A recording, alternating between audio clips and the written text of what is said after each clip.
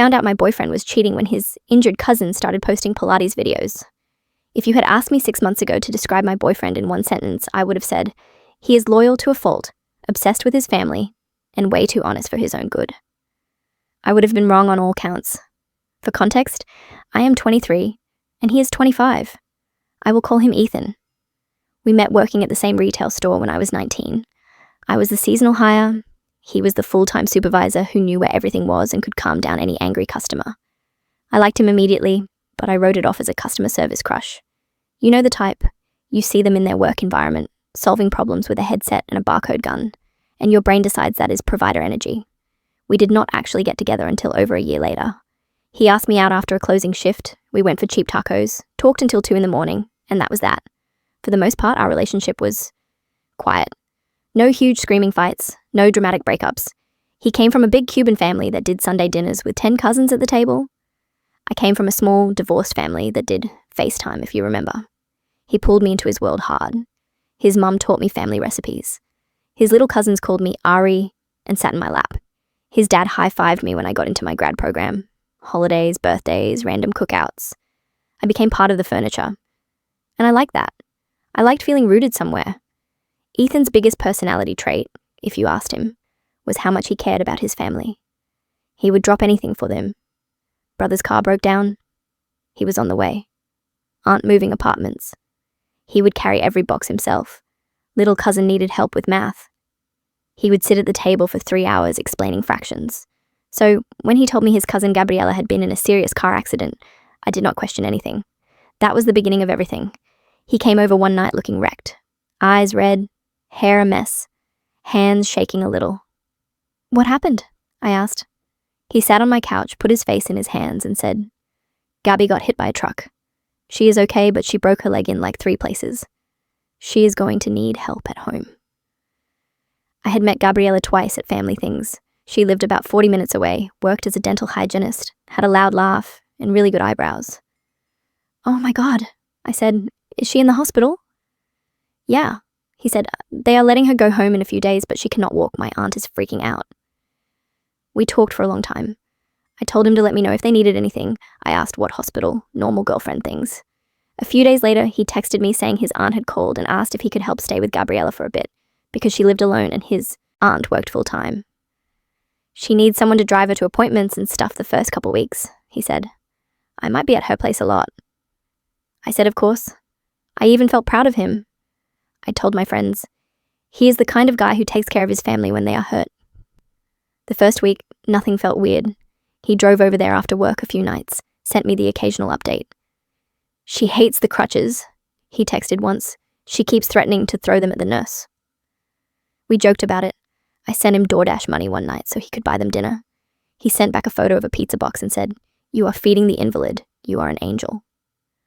The second week, things shifted a tiny bit. He started sleeping over there some nights. The first time, he told me he had gotten too tired to drive back. We were watching a movie. I passed out on the couch. He said, I will come by in the morning. Okay, that made sense once. Then it happened again and again. By the fourth, fell asleep on the couch. My stomach had that quiet, unpleasant tightness. Not full panic. Just something. I tried to shut it down. This is his cousin, I told myself. That would be insane. Meanwhile, we were seeing less of each other. Our usual 3 or 4 nights together dropped to 1 or 2. He always had a reason. Someone at work quit. Extra shifts. Physical therapy appointment with Gabriella. When I did see him, he was weirdly on edge. His phone, which used to live face up on whatever surface it fell onto, now lived in his pocket or upside down. He flinched at notifications. He stepped into the hallway to answer calls. If it had been any other woman, any other name, I would have said something sooner. But my cousin who just got hit by a truck is an easy shield. Nobody wants to be the girlfriend who says, Are you sure you are not cheating with your broken leg cousin? And he knew that. Then TikTok betrayed him. I do not follow Gabriella. We are not that close. But one of my friends follows a lot of local Pilates accounts and sends me random videos. That is how it landed in my lap. I was studying for an exam, brain-fried, doom-scrolling my For You page when I saw a familiar face in a TikTok and my thumb froze mid-scroll. It was Gabriella, standing, on a reformer machine, doing a very intense-looking leg series. The caption said something like, "Reformer Pilates has saved my back after sitting all day with patients." I stared at the date. It had been posted 4 days earlier. I read the caption again. Patience. She was back to work. She was upright. She was not in a cast. She was not struggling to get to the bathroom alone. I clicked on her profile. Her last 8 videos were all variations on the same theme. Pilates, brunch, outfits, a clip of her at a bar with a birthday sash, laughing, clearly, putting weight on both legs. There were no hospital beds, no wheelchairs, no casts, no mention of any accident. The oldest video on her page was 6 months ago. She looked exactly the same. Same hair, same vibe, no obvious time gap, no scars, no, "Sorry I've been gone, I got hit by a truck" video. A slow, cold wave started in my chest. Maybe she just never posted about it, I told myself. Some people do not put every crisis online. That alone did not mean anything. But then I scrolled to the comments. On a video from 3 weeks ago, one of her friends had commented, "Your balance is crazy. I would fall on my face." Gabriella had replied, "You just need to start. I have been doing this for years." Years. No mention of ever since my accident. I went back to the injured cousin narrative in my head. Hit by a truck. Broken leg in 3 places. Cannot walk. Needs help for weeks. None of that matched what I was seeing. My heart started to race. I texted Ethan. "Hey, how's Gabby?" "She is okay," he replied. "She had a bad night. Her leg hurt a lot. I am here now." He added a picture of an ice pack on what looked like a leg under a blanket. The photo looked real enough if you were not thinking too hard. But the second you were, it was off. There was no cast, no bruising, no hospital band, just a leg under a blanket. I saved the photo. I stared at my phone for a long time. Then, because apparently I was done pretending I was not suspicious, I went to Instagram. Gabriella's page was public. Her stories were up. The first story was a boomerang of her clinking a mimosa glass with a friend at brunch, geotagged at a restaurant downtown, taken that morning. She was standing in the background, 2 normal, functioning legs. The next story was a mirror selfie, full body, gym set, no cast, no boot, no crutches, nothing. My vision went weird for a second. I took screenshots of everything. TikTok, Instagram, the mimosa, the gym set, the comments, the dates. I sat there in my room, phone full of proof, and no idea what exactly I was proving. Ethan said his cousin was injured and he was staying over to help. His cousin was apparently fine, out, living her best life. So, where was he staying? I called my best friend, Sam. "Maybe it's a different cousin," Sam said at first. "He has a big family." "He said Gabriella," I replied. "By name." Sam went quiet while I sent her the screenshots. When she finally spoke again, her voice was different. "Okay," she said. "Yeah, that is weird. What do I even do with this?" I asked. I cannot exactly text his aunt and say, "Hey, is your daughter currently injured or is my boyfriend just lying?" "You do not ask the aunt," Sam said. "You ask him. Straight." I knew she was right, but I also knew Ethan. If I asked him directly, he would have explanations ready, half-truths, things that sounded reasonable enough on the surface. And I wanted something he could not wriggle out of. So I did what any emotionally compromised 23-year-old would do in 2025.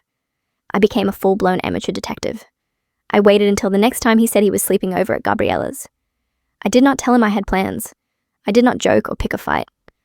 I just said, "Okay," when he texted, "Heading to Gabi's now.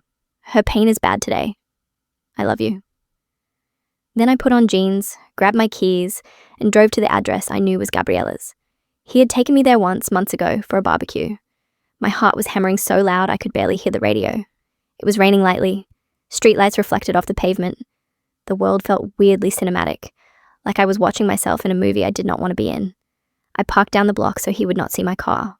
I walked slowly toward her building, phone in my hand, half expecting to see him on the sidewalk. Nothing. Her building had one of those little lobby call boxes. I did not press anything. I just sat down on the low wall across the street, pulled my hood up, and waited like a stalker. 20 minutes passed, then 30. I started to doubt myself. Maybe he had gotten there before me. Maybe he really was inside on the couch, icing a fictional leg. Then a car pulled up. His car. I slid further behind a tree, feeling ridiculous, and also like my heart was going to exit my body. He got out. He was not carrying anything. No overnight bag, no medical supplies, just his phone and his keys. He walked past Gabriella's building. He did not even glance at it. He kept going. Halfway down the block, he turned in at a different door. Another apartment building. Sleek, newer. I recognized it too. I had a distant acquaintance who lived there. The rent was high. Ethan went inside like he had done it 100 times. No call box, no waiting, just key in the lock. My stomach lurched. There was no world in which he had a key to his cousin's random neighbor's building for an innocent reason. I almost walked back to my car and left right then. Instead, I pulled out my phone and texted him. "How's Gabby?" I watched through the glass of the front door. His phone lit up his pocket. He pulled it out while walking into the elevator. He typed something, still walking. My phone buzzed. "She is in a lot of pain, poor thing," he wrote. "We are starting a movie." I stared at the message, then at the elevator doors closing behind him. He was lying to my face in real time. I did not go inside. I did not follow him upstairs. I went back to my car, hands shaking, and sat there. I cried, but it was not the loud, messy crying you see in movies.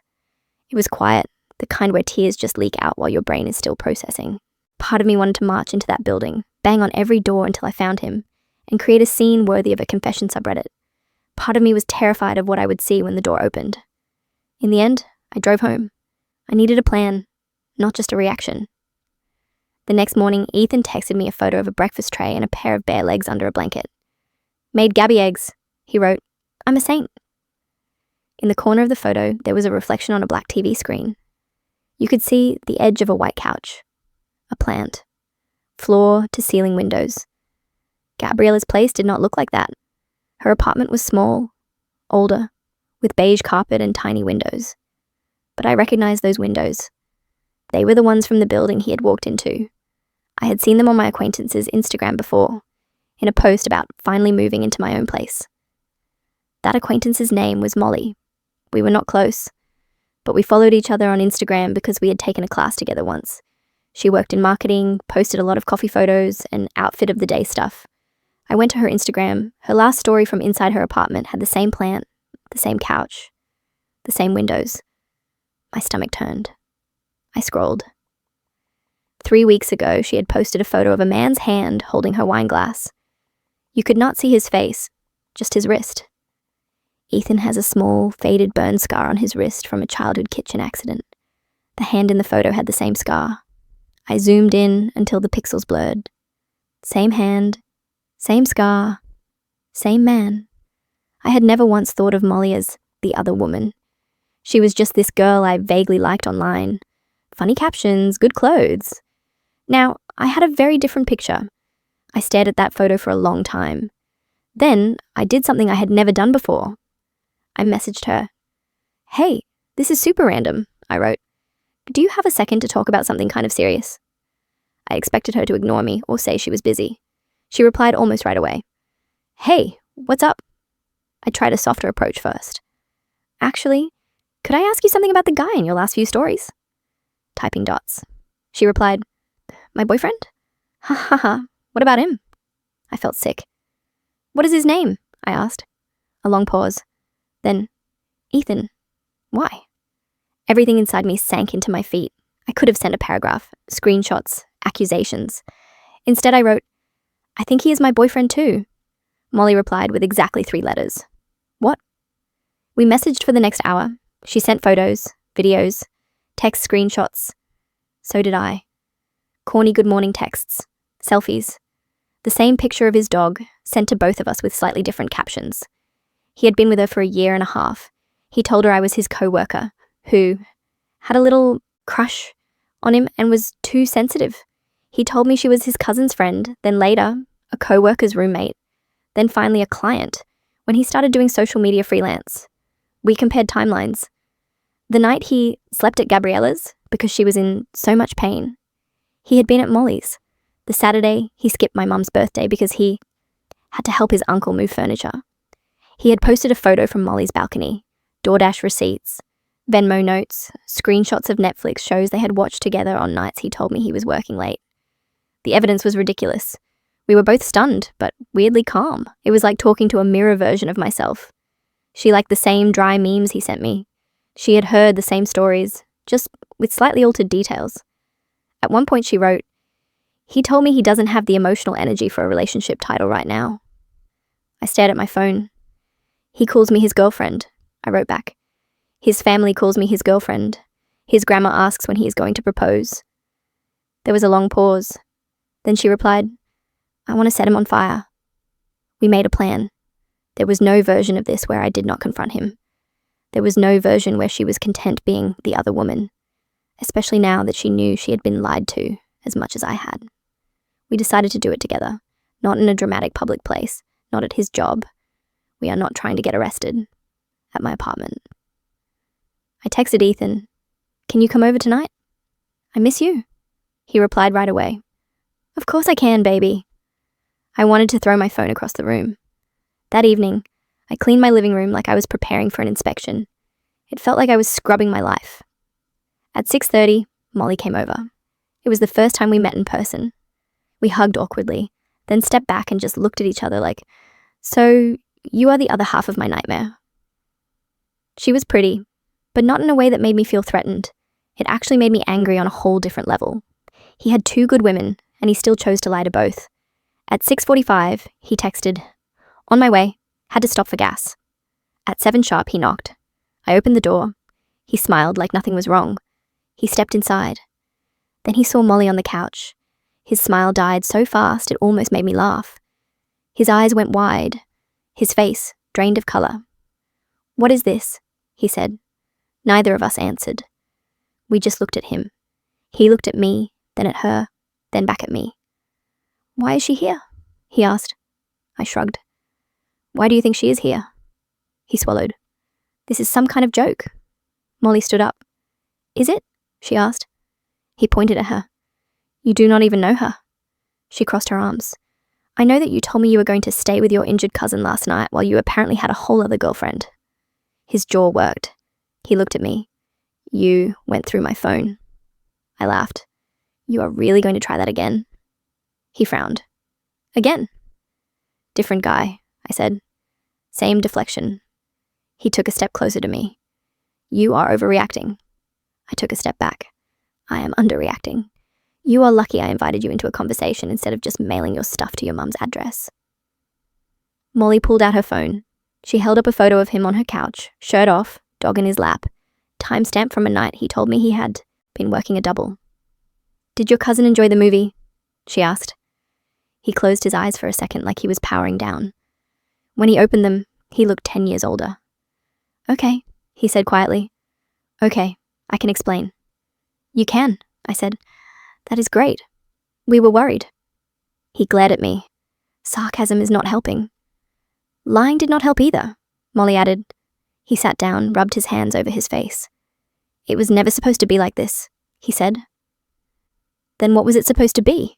I asked. "I do not know," he said. "It just happened. I started talking to Molly at work events. We connected. I did not plan on it going anywhere. You and I were already in a weird spot, Ari." I cut him off. "We were not in a weird spot. You were. Big difference." He ignored that. "I thought it would just be a fling, but then I caught feelings, and I already had feelings for you. I did not know how to choose." "So you did not," I said. "You just tried to keep both." He looked at Molly. "I never meant to hurt you." She snorted. "You said that to me last week when you told me you weren't ready for a label, while still writing your anniversary date on her Christmas present." His head whipped back to me. "You told her that?" "I sent her a photo of the necklace you gave me," I said. "The one with the engraved date." He winced. "You are both ganging up on me." "We are both dealing with you," Molly said. "There is a difference." He stood up suddenly, pacing. "You do not understand," he said. "My family expects a lot.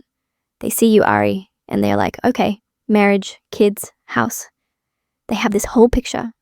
Molly is separate. She is my fun, my escape. I need both sides." "You are not a man of depth," I said. "You are a man of compartments." "You make me sound like a monster," he snapped. "You turned my cousin into an imaginary patient to cover your lies," I said. "What would you call that?" He actually had the nerve to look offended. "I love my cousin," he said. Do not drag her into this. You dragged her into this, Molly said. You used her as a prop. We went back and forth like that for 20 minutes. Every explanation he gave unraveled the second we tugged on it. He called what he did mistakes. We called them choices. He said he had been confused. We pointed out how organized you have to be to maintain 2 relationships, 2 sets of lies, 2 sets of schedules. Eventually, he ran out of words. He sat back down, shoulders slumped. What now? He asked. Now, I said. Now you leave. He looked genuinely shocked. What, both of you? He asked. Yes, Molly said. Both of us. He stood. You do not have to do this. We can work through this. People work through cheating. We are not people, I said. We are 2 women you lied to for over a year. He looked at me. You are really going to throw away everything we had? Yes, I said. You already did. I pointed at the door. Get out, Ethan. For a second I thought he would argue. Instead he picked up his keys, his wallet, and the hoodie he had left on my chair, and walked to the door. He paused, hand on the knob. You will regret this, he said. I already regret meeting you, I replied. He flinched, then left. The silence he left behind was heavy. Molly and I sat there for a while in it. Then she said, Do you want me to help you pack his stuff? I nodded. We bagged up the remaining fragments of his presence in my apartment. T-shirts, charger, his good knife, the mug his grandma gave him that I had always been afraid to break. I left them in a box outside my door. He picked it up the next day while I was at class. He has not been back since. His mum texted me once, asking why I had not been at dinner. I told her I would rather not get into details, but that Ethan and I had broken up and she should probably ask him why. Later, I heard from one of his cousins that he tried to spin it as Ari got jealous and crazy, but Gabriella shut him down hard at the table in front of everyone. Apparently she pulled up her TikTok Pilates videos and said, Crazy how I managed to do all this with a shattered leg. I wish I could have seen his face. As for Molly and me, we are not best friends, but we are not strangers now either. We send each other memes. We did a petty little blocked him on the same day. Ritual over FaceTime and then toasted with cheap wine. She has started seeing someone else casually. I am proud of her.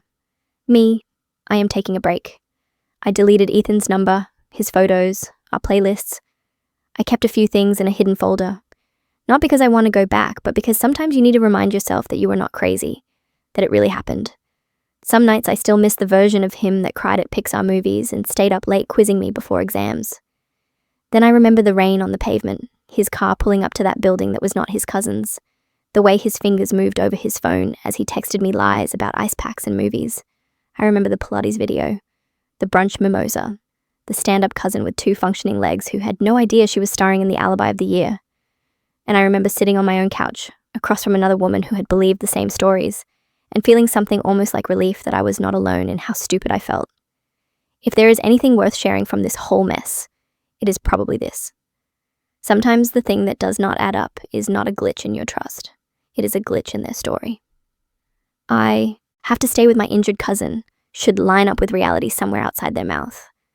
And if it does not, you are not crazy for checking. You are not clingy for asking questions. You are not dramatic for choosing to leave. You are just someone who finally stopped believing in a version of a person that never actually existed.